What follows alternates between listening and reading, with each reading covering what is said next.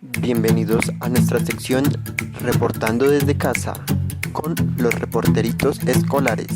Hola Leonardo, ¿cómo están? Compañero, muy buen día, ¿qué tal? ¿Cómo están ustedes? ¿Cómo marcha todo? Muy bien, muchas gracias. Muy bien, gracias. Bueno, de antemano Leonardo, muchas gracias por permitirnos este espacio para poder conversar un poco con usted sobre este tema que es importante que todos lo conozcamos y pues, tengamos como ciertas reflexiones al respecto. Entonces, cordial saludo para toda nuestra comunidad educativa. Como en todas nuestras intervenciones, queremos iniciar presentando a los integrantes de la mesa virtual de trabajo.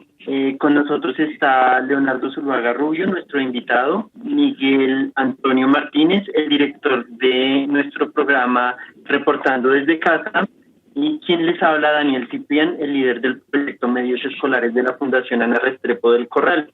Hola, hoy hablaremos sobre un tema que tal vez para la mayoría de niños, niñas y adolescentes de nuestro colegio es desconocido. Es lejano, pero es probable que hayan escuchado hablar de esto en los grandes medios de comunicación o en las redes sociales. El reclutamiento forzado de niños, niñas y adolescentes. Antes de iniciar con nuestra conversación, queremos recordarle a toda la comunidad educativa que están cordialmente invitados para que puedan escuchar nuestro material elaborado desde la emisora. Este lo podrán encontrar en el site de la Fundación o en las redes sociales de nuestra Fundación. Y bueno, para entrar en materia, queremos presentarles a nuestro invitado especial.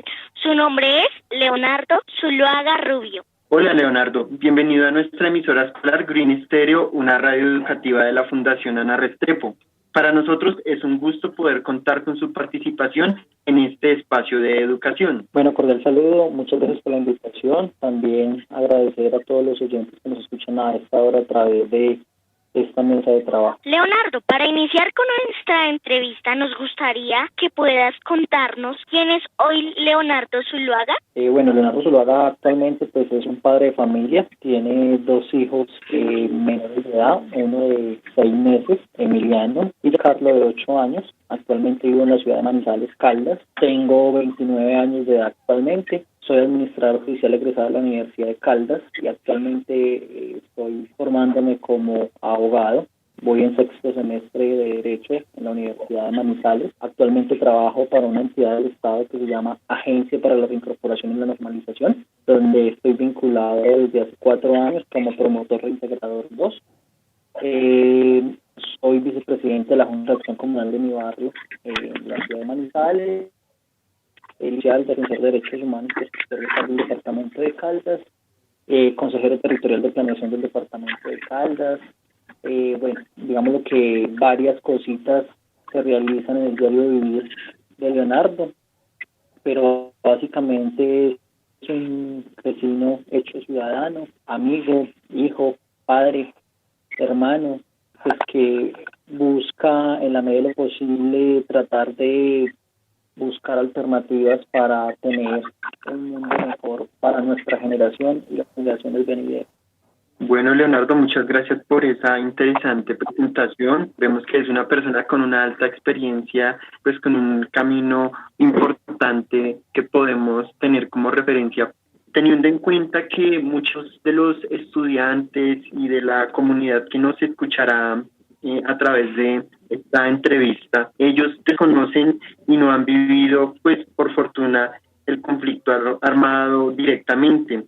Ellos no conocen el significado de reclutamiento forzado. Leonardo, ¿nos podría ayudar a definirlo para que ellos puedan como contextualizarse al respecto? Bueno, podríamos decir que el conflicto armado es la confrontación de dos fuerzas armadas o de dos grupos armados o más grupos que entran en una confrontación o en un choque basado en diferentes experiencias ideológicas, políticas, religiosas, económicas, y que pues una de ellas está procurando en ser la, digámoslo, parte dominante dentro de ese conflicto y pues digamos lo que se busca es que se logre llevar esa posición dominante al poder a través de las armas, ¿cierto? Y eso hace que las personas entren en un conflicto armado donde, pues, como bien lo dice, a través de las armas buscan dominar y llevar su postura a hacerla, digámoslo,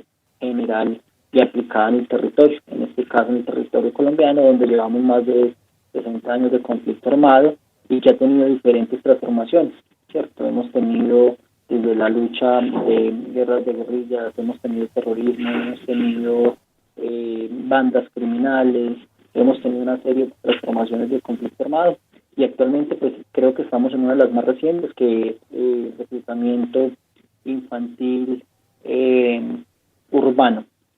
Cuando me refiero a reciente no es que sea nuevo, porque el reclutamiento infantil siempre ha existido y en Colombia se vino a realizar una normalización, una legislación frente al tema más o menos en el año de 1998 y desde 1998 se reconoce en Colombia la utilización de niños y niñas adolescentes en el conflicto armado y desde ese entonces es obligatorio mínimo conmemorar el 12 de febrero, que es el Día Internacional de las Manos Rojas, como una fecha que busca prevenir el reclutamiento infantil de niños y niñas adolescentes al conflicto armado colombiano.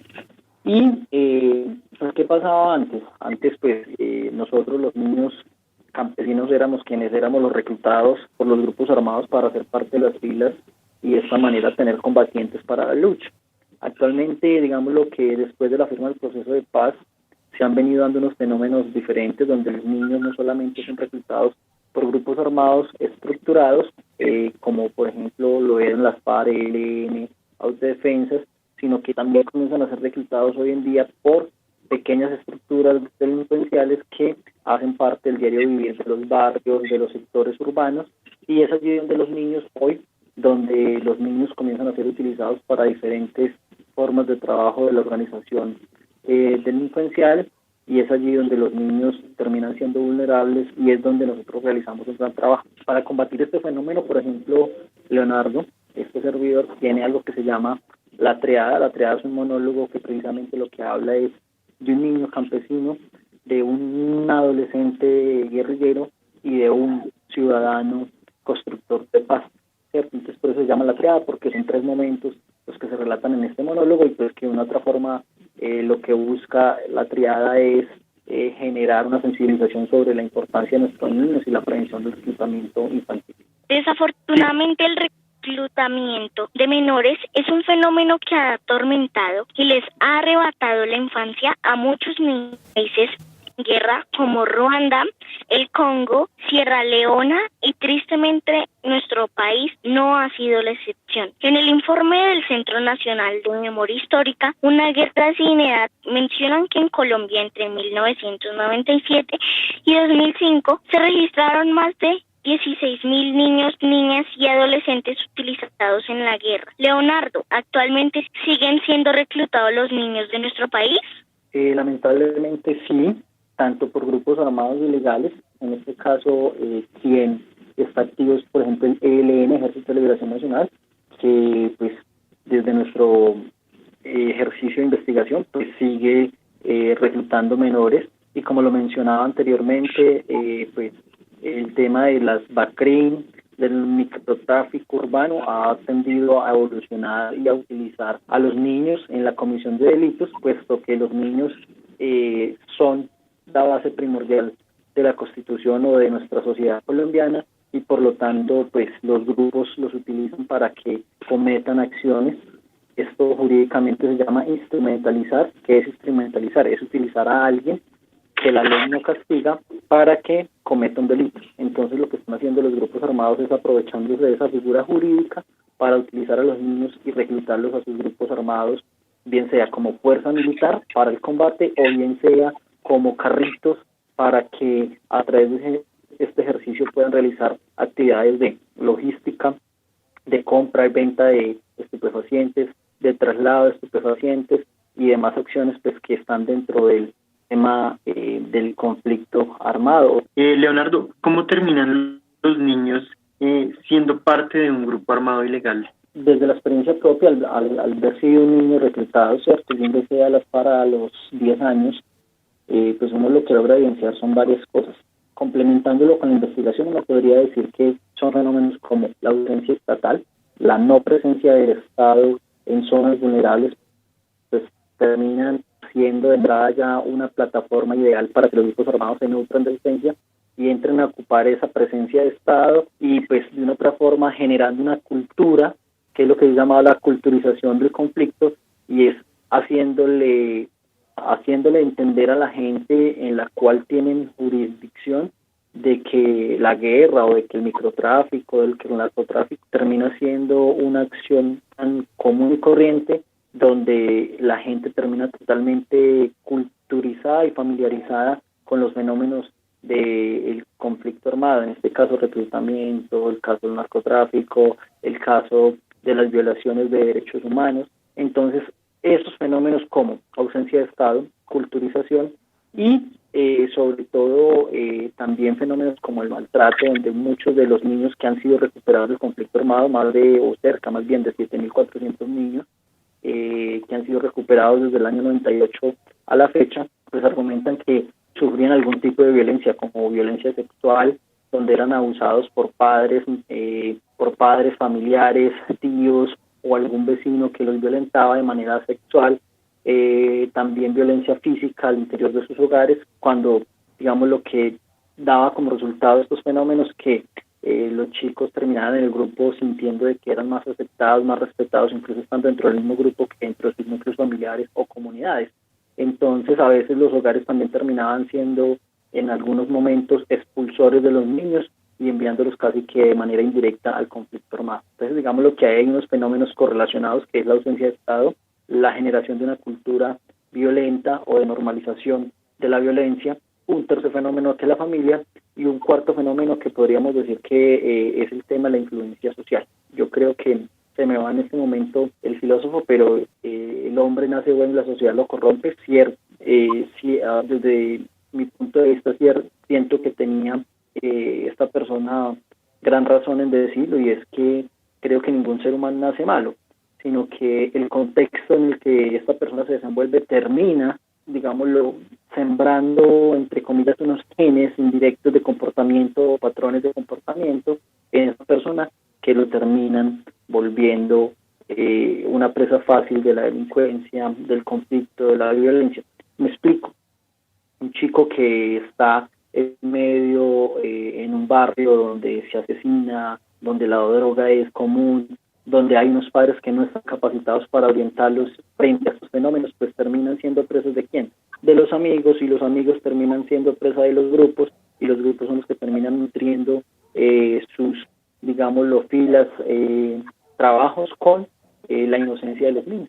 Sabemos que la guerra tocó su puerta arrebatándole parte de su infancia. ¿Cómo siendo un niño llegó a ser parte del grupo armado ilegal? Como lo mencioné anteriormente, mi vida transcurrió, por ejemplo, en contextos muy violentos, donde, por ejemplo, en el año 1999 sufrí una toma en el municipio de Villarrica, Tolima, cuando tenía 9 años, estaba cumpliendo 9 años. Luego, 15 días después, salimos desplazados hacia el municipio de Gigantes, en el departamento del Huila, donde también fue tomado, en este caso, por parte de una estructura guerrillera, y pues ese tipo de fenómenos terminaron de una otra forma haciéndome, entre comillas, más fuerte frente a este tipo de fenómenos. Y un día, en un corregimiento que se llama Vega Larga, el departamento del Huila, que es el corregimiento de la capital del Huila, de Neiva, en una acción militar que yo la denominé un falso positivo. La diferencia fue que no lograron desaparecernos, pero que efectivamente nos torturaron cuando tenía 9 años, junto con otros 4 campesinos fuimos torturados durante todo un día domingo de mercado. Fuimos capturados por el ejército, y a mí me acusaron de ser guerrillero porque andaba en una bicicleta. Entonces dijeron que yo era informante de las FARC, y bajo ese cargo, digamos entre comillas, me torturan durante un día, donde nos entran agujas entre los dedos de las uñas, los testículos, donde nos fracturan los dedos con los fusiles, con lo que se llama la culata del fusil. Nos metían la cabeza en bolsas plásticas, nos daban golpes en el estómago, y de esta manera pues buscaban que nosotros diéramos información supuestamente de dónde estaba el resto de la guerrilla, cuando nosotros pues éramos solamente campesinos y desconocíamos esa realidad. Conclusión, pues ese día me liberan por la intervención de la Junta de Acción Comunal de mi vereda, pero a los otros 4 adultos que estaban conmigo se los llevaron y los presentaron como guerrilleros capturados en combate por la 9ª Brigada del departamento del Huila. Entonces, digamos lo que esto es lo que termina motivándome, llenándome hasta incluso de resentimiento y motivándome a ingresar al grupo armado. Y es allí cuando cumplido los 10 años, de haber cumplido los 10 años, ingreso a las FARC, al Frente 17 de Angelino Godoy, el Comando Conjunto Central Adán Izquierdo. Leonardo, ¿cuánto tiempo duró siendo parte de este grupo? Yo ingresé a los 10 años y salí a través de la captura cuando tenía 15 años, entonces estuve 5 años.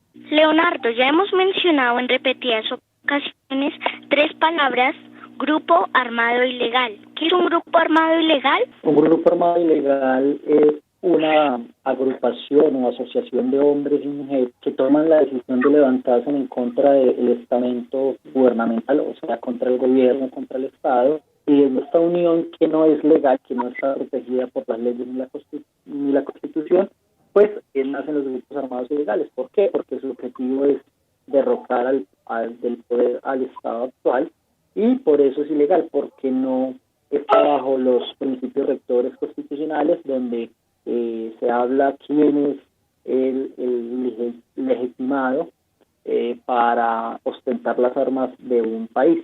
Entonces, como estas personas no están calificadas dentro del ejercicio de la Constitución, de las leyes, del Código Penal para tener armas, entonces por eso se considera que es un grupo ilegal, porque las leyes no han estipulado que sean ellos quienes deben de ostentar dichas armas para, entre comillas, quien sea defender el pueblo, sus ideales o lo que ellos consideren, y es por esto que se habla de un grupo armado ilegal, porque un grupo, o sea, una asociación de personas armado porque tienen armas, o sea, tienen fusiles, pistolas, granadas, metralletas, munición, y grupo armado ilegal porque van en contra de las leyes instauradas por el gobierno o el Estado actual.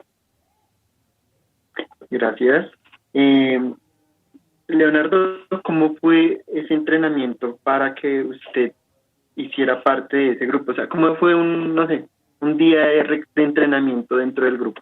Bueno, realmente fueron varios momentos. El primero es cuando uno ingresa al grupo, donde al ingresar al grupo, pues lo primero que hacen es entrenarlos, un entrenamiento en promedio que es desde mes y medio hasta 3 meses, muy similar a lo militar, ¿cierto? Antes de jurar bandera, entre comillas, donde uno pues hace estiramiento, calistenia, donde uno hace todo tipo de operaciones, donde uno aprende a caminar descalzo, donde uno aprende a desarmar el fusil, la pistola sin tener que ver.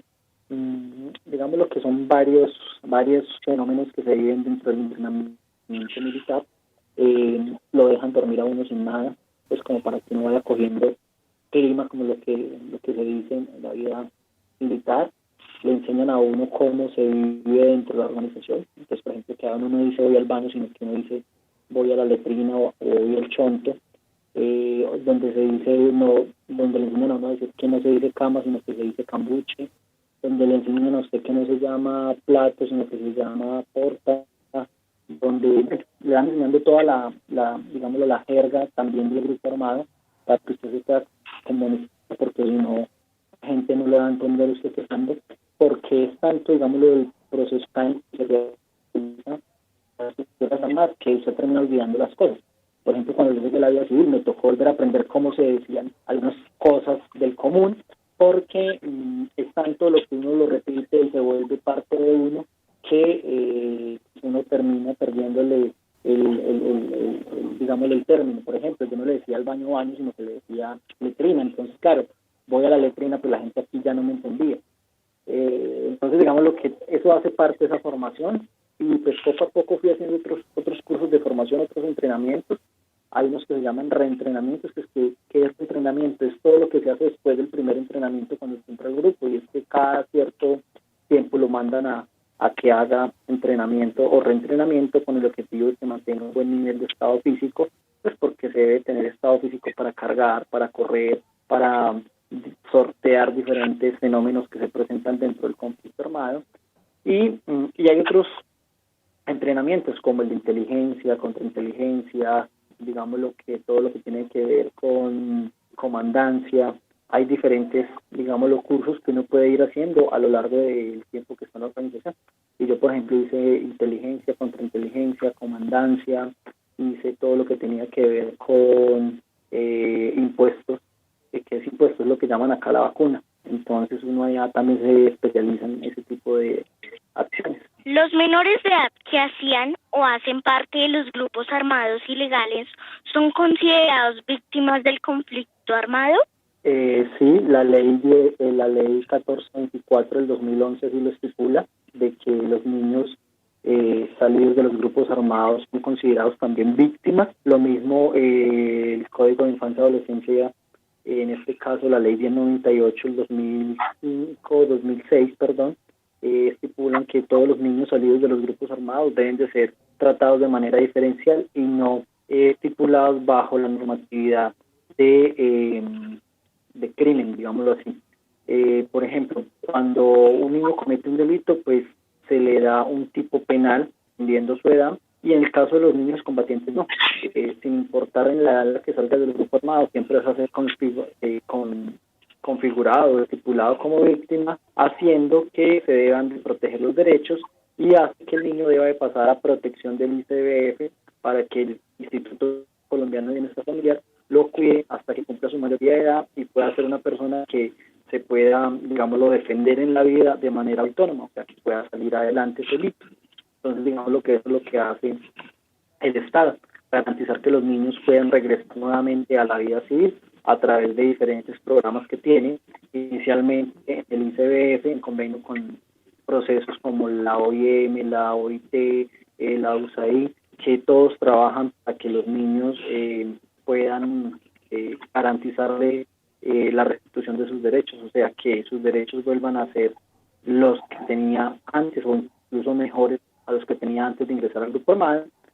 Y muchas veces los niños excombatientes pasan, cuando cumplen su mayoría de edad, a la Agencia para la Reincorporación y Normalización, donde continúan recibiendo apoyo para que puedan consolidar un proyecto de vida y puedan seguir adelante, y de esta manera no vuelvan a un grupo armado, sino que puedan rehacer su vida, puedan tener familia, puedan estudiar, puedan ser empresarios exitosos y puedan salir adelante. Gracias. Leonardo, ¿a usted qué tareas le tocaba realizar durante su permanencia en el grupo? Bueno, pues al inicio lo normal de todo, cocinar, prestar guardia, poco a poco pues fui avanzando y, por ejemplo, ya después era encargado de arriería.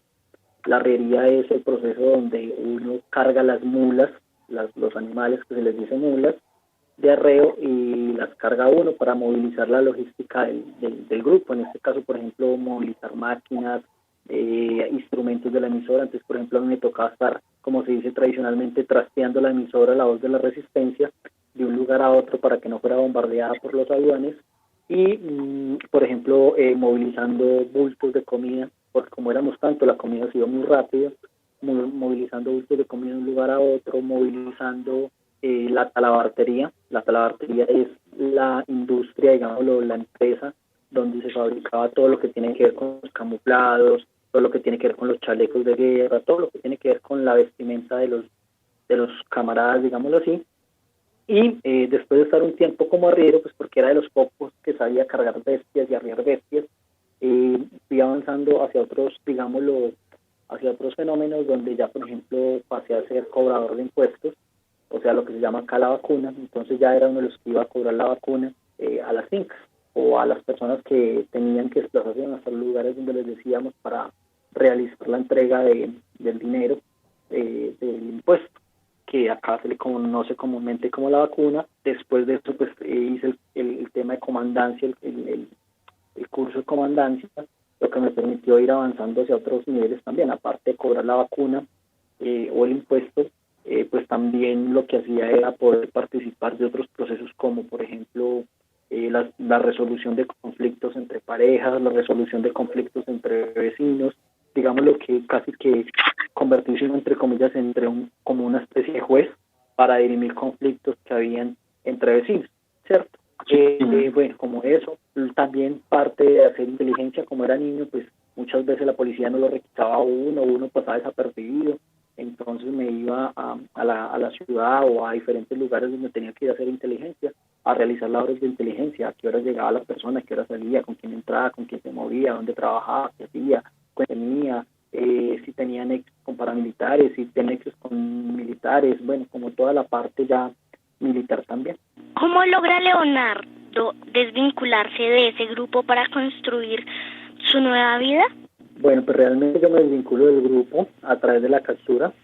El ejército me captura el 16 de septiembre del año 2005 en la ciudad de Neiva, en el departamento de Huila, cuando me prestaba a activar un explosivo cerca de la capital. Bueno, esto también, digamos, que era otra de las funciones. Cuando ya estaba en el grupo, pues también activar explosivos, por ejemplo, o realizar explosiones. Ahí fui donde fui capturado, instalando un artefacto explosivo. Me capturan y a través de la captura es como realmente salgo del grupo armado y comienzo a prepararme estando encerrado en la correccional. Allí comienzo a estudiar algunas cositas. Poco tiempo después, pues, una juez, la juez segunda de Neiva, penal para menores, determina que debe ser puesto en libertad y bajo custodia del ICF, y es cuando realmente comienza a transformarse mi vida. Cuando el ICF comienza a darme estudio, cuando comienza a darme alimentación, vestimenta, cuando comienzan a darme una atención psicológica, cuando comienzan a realizar todo un trabajo integral, y es allí donde comienzo, digámoslo, a salirme del grupo formado, a fortalecerme en capacidades y habilidades, en estudiar, en, digámoslo, comenzar a pensar de otra manera, y se fortalece este proceso pues estando en la RN cuando cumple los 18 años, donde tuve por otro tiempo apoyo del Estado a través de la agencia. La guerra en Colombia lleva más de medio siglo causando dolor a muchas familias colombianas. Se han llevado a cabo varios procesos de paz. Hasta el momento no se ha logrado tener éxito. El más reciente, el realizado en La Habana, bajo el gobierno de Santos, logra desarticular una de las guerrillas más antiguas de Colombia, las FARC, y hace algún tiempo escuchamos el nuevo rearme de las FARC. ¿Cómo no perder la esperanza ante este nuevo pronunciamiento de quienes decidieron retomar las armas? Yo creo que es claro hablar de cifras, y es el acuerdo de paz del año 2016 nos permitió que más de 14.000 combatientes de las FARC salieran a la vida civil, y a través de este ejercicio de movilización de las armas a la vida política, pues ellos están dentro del ejercicio de la legalidad. Si hoy a mí me preguntan como Leonardo, con seguridad puedo decir que quienes han vuelto a las armas es un grupo muy reducido de excombatientes, puesto que, por ejemplo, en el eje cafetero yo debo visitar a muchos de ellos, acompañar sus procesos, ayudarles a salir adelante. Y pues si nos vamos a ver, por ejemplo, en el eje cafetero, los 3 departamentos que comprende, pues no evidenciamos que ninguno se ha ido.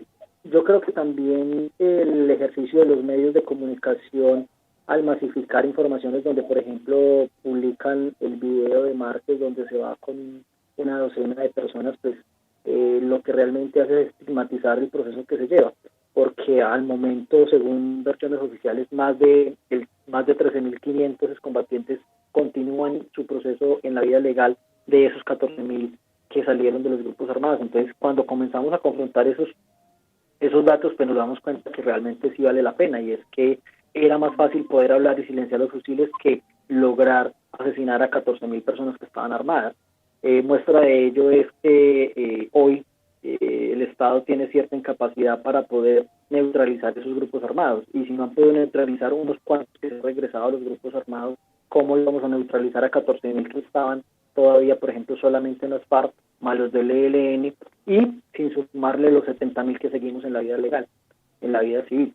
Hoy esas cifras son alentadoras, porque cuando comenzamos a sumar los diferentes procesos como autodefensas, personas que se desmovilizaron individualmente, más los del acuerdo de paz de La Habana, pues nos damos cuenta que son cerca de 70.000 combatientes en total que hay en el país, adelantando sus procesos de retorno a la vida civil de manera articulada y estructurada, de manera que están buscando sus familiares, de manera que están tratando de estudiar, de manera que están construyendo proyectos productivos donde hoy no solamente se benefician ellos y sus familias, sino que terminan siendo generadores de empleo, donde más de 70.000 combatientes realizan un servicio social, para unos obligatorio, para otros, digámoslo, que de manera voluntaria, pero cuando sumamos las horas de servicio social, vemos que se va fortaleciendo esos procesos comunitarios también y de restitución, también de ejercicios de reconciliación, donde podemos ver que, por ejemplo, en el eje cafetero muchos de los municipios hoy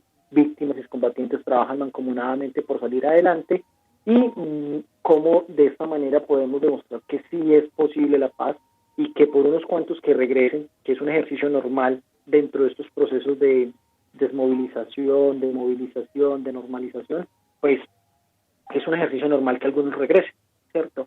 Pero cuando confrontamos esas dos realidades nos damos cuenta de que aunque los medios nos bombardeen con información y nos hicieran entender o nos vendan la idea de que el proceso ha fallado, que los procesos están fallando, realmente es totalmente contradictorio, porque cuando vamos a ver, solamente el 0.5 de los combatientes han vuelto a reincidir, y cuando decimos que ese 0.5 han vuelto a reincidir, no quiere decir que precisamente hayan ingresado nuevamente a un grupo armado, sino que por el contrario, cuando nosotros salimos de los grupos armados, tenemos prohibido cometer cualquier tipo de delito. Por ejemplo, aquí en Manizales nos pasó una vez que un muchacho fue detenido por vender CDs piratas en la 23, que es la calle principal de Manizales. ¿Por qué si todo el mundo vendía CDs en la calle en esa época, a él por qué lo capturaron? Pues porque firmamos un acta donde decíamos que no podíamos volver a cometer ningún delito, y si bien muchas personas venden CDs en la calle de manera informal o pirata, como lo conocemos comúnmente, pues para nosotros sí se convierte en un delito, porque la ley estipula que comercializar, que grabar, reproducir, comercializar audios, o sea, canciones en medios electrónicos, pues termina generando un delito. Entonces, por eso capturaron, por ejemplo, a esa persona. Entonces, el hecho, cuando yo digo que un 0.5 ha cometido alguna acción de reincidencia, no estoy diciendo que precisamente hayan vuelto al grupo, sino que, por ejemplo, les pasó lo que le pasó a esta persona. Él no sabía que por vender un CD lo iban a meter a la cárcel. O, por ejemplo, cuando dejan de pagar la cuota alimentaria de sus hijos. A comparación de otras personas, pues a nosotros se nos cuenta como reincidencia cuando pasan ese tipo de fenómenos.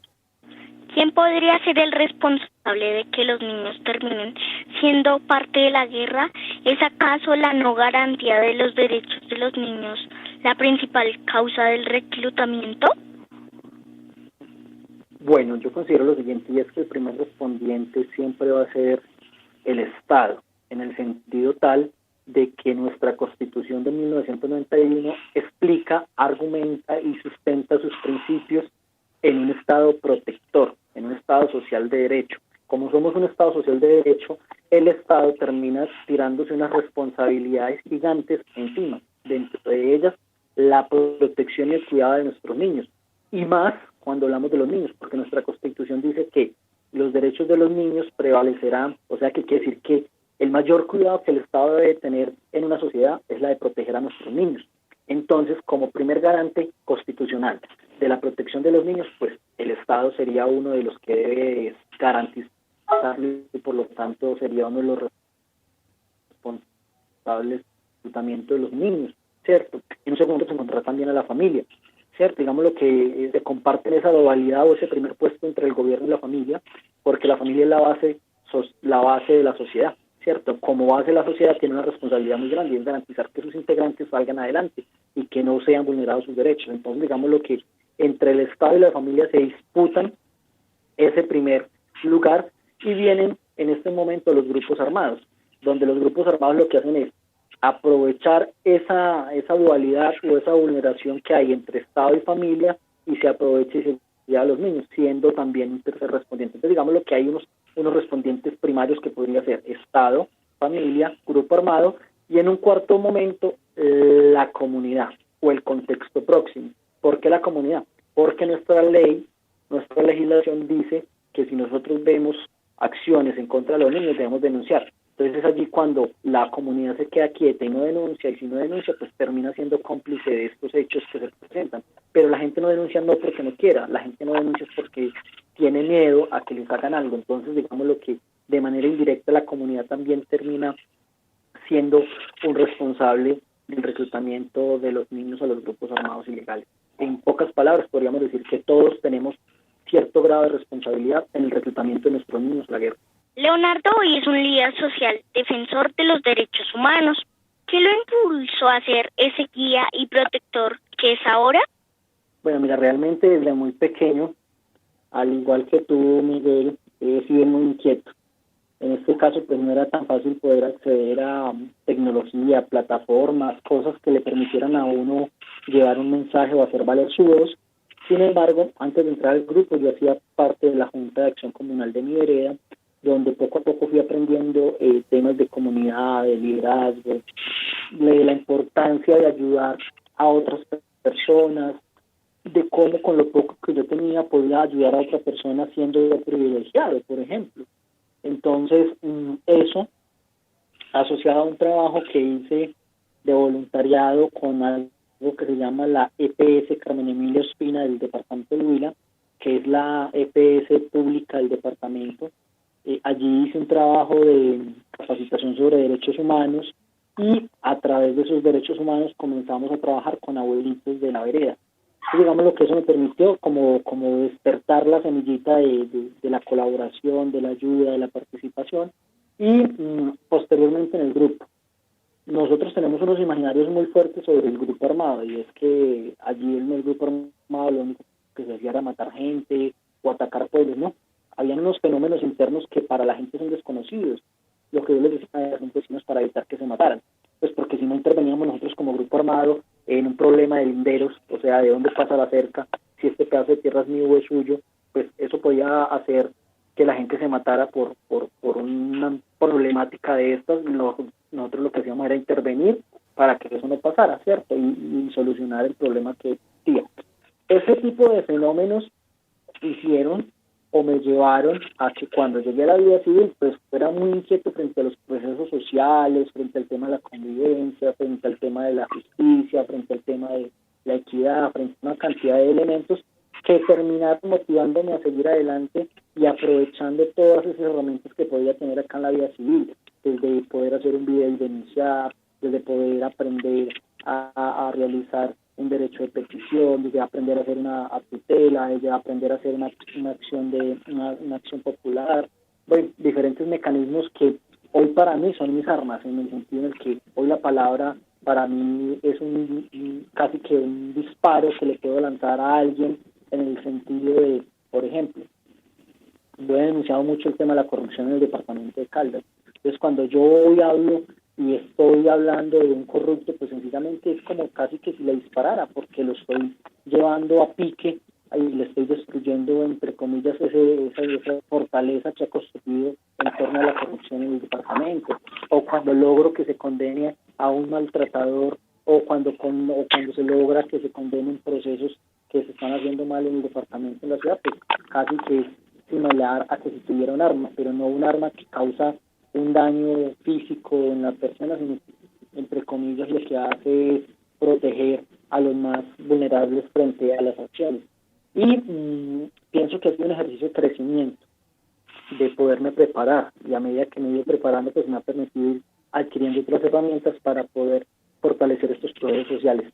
Yo digo que la mejor revolución, porque siento que a pesar de no estar en el grupo armado sigo siendo revolucionario, pienso es que la mejor revolución se hace con las comunidades, o sea, trabajando entre todos, aportando entre todos, tratando de navegar entre todos y no solamente con las armas. Entonces pienso que la mejor revolución se construye con la comunidad. Leonardo, para nosotros es muy importante poder compartir estos espacios con personas como usted que nos aportan para la formación de los niños como ciudadanos comprometidos con el cambio.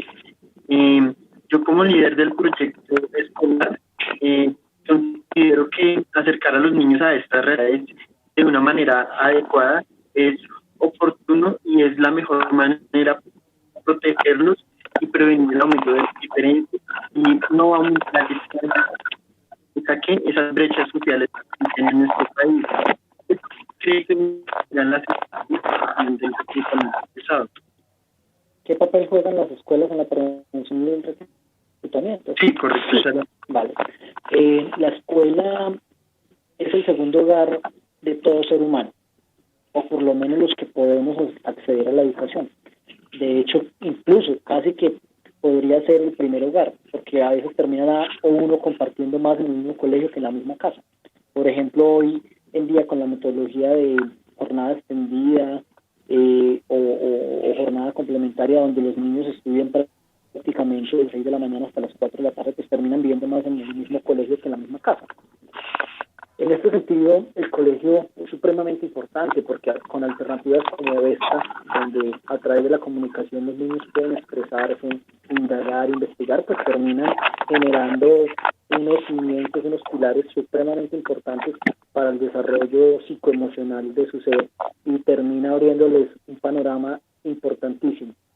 Entonces el colegio es supremamente importante en este ejercicio de prevención porque el colegio termina siendo ese microcontexto que puede entrar a contrarrestar el impacto cultural del que hablaba al iniciar esta charla, ese impacto cultural general, me explico.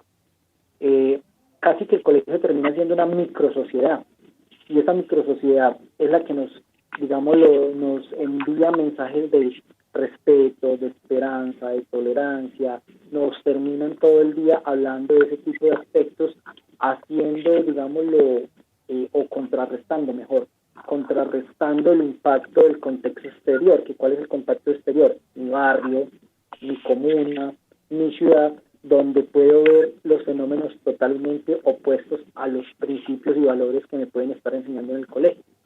Me explico, en el colegio nunca me van a decir matar es bueno, en el colegio me van a decir la vida, protejamos la vida, amemos la vida, y cuando salgo del contexto del colegio pues me encuentro con esa realidad de que matan, de que asesinan por un celular, una serie de elementos que son a veces contradictorios dentro del fenómeno del mundo de niños, pero que gracias a esos cimientos que nos dan en la escuela pues puedo tomar decisiones como que pues matar no es bueno, robar no es bueno, o hurtar no es bueno, mejor hurtar no es bueno, amar a mi familia es lo mejor, o poder acompañar a mi mamá, o darle respeto a los adultos. Bueno, como todos esos principios y valores, pues terminan casi que contrarrestando, y yo creo que a veces uno ni nota eso, pero esos principios y valores inventados en la escuela, complementados en el hogar, pues terminan haciendo que frente a ese contexto que trata de culturizar y normalizar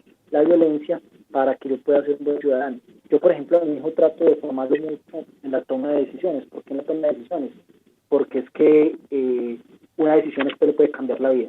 Un sí o un no le puede cambiar la vida. Usted decir un sí, ya lo involucró con un grupo armado, por ejemplo.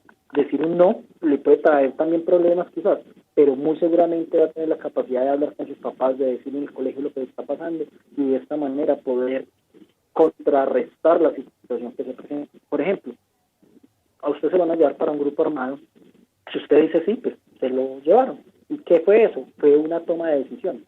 Pero si usted dice no y busca apoyo en el colegio, con su familia, pues muy seguramente nadie se va a quedar quieto y van a procurar hacer todo lo posible porque un grupo armado no se lo lleve. Entonces,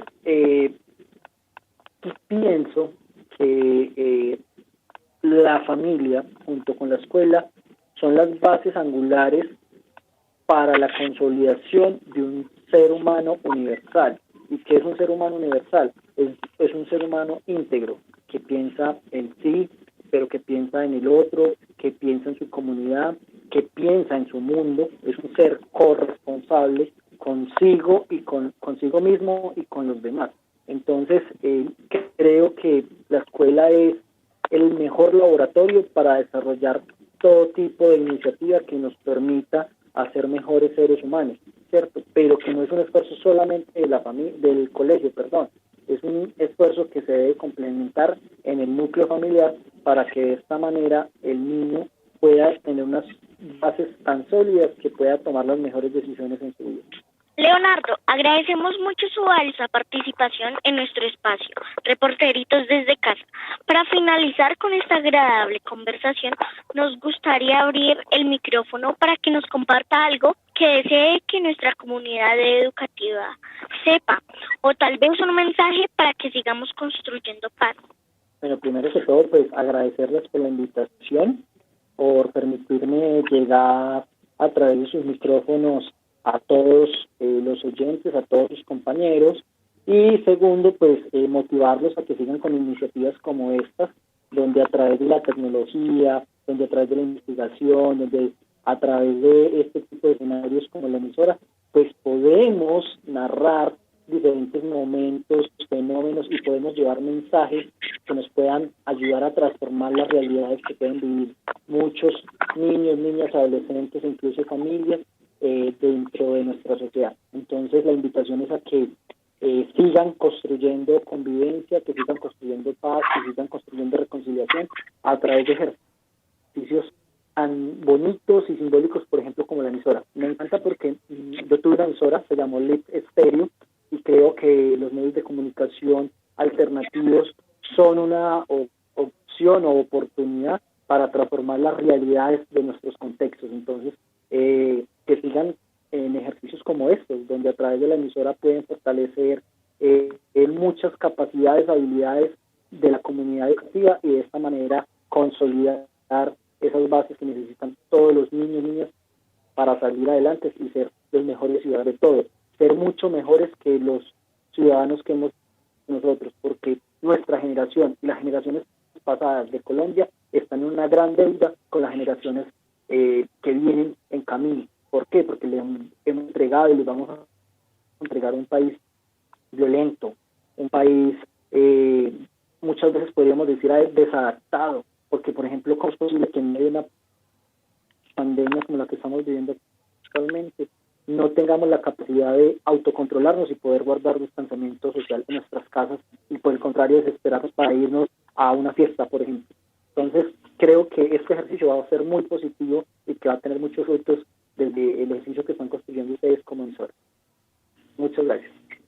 Muchas gracias, Leonardo, por permitirnos conocer parte de su historia de vida. A Miguel, muchas gracias por ese compromiso que tiene con el proyecto, que realmente es lo que necesitamos, contagiar a los niños, a los demás compañeros para que sigan con esa actitud.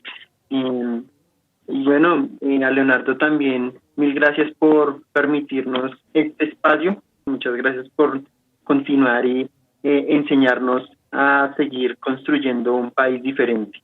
A ustedes muchas gracias por la invitación, Miguel, Dani, yo les pague pues por permitirme compartir con ustedes y con toda su comunidad académica. Muchas gracias a ustedes, a sus micrófonos. Leonardo, recuerda que los micrófonos de nuestra emisora escolar siempre estarán abiertos para cuando quieras compartir con nosotros. Para Green Stereo informan reporteritos escolar. Muchas gracias.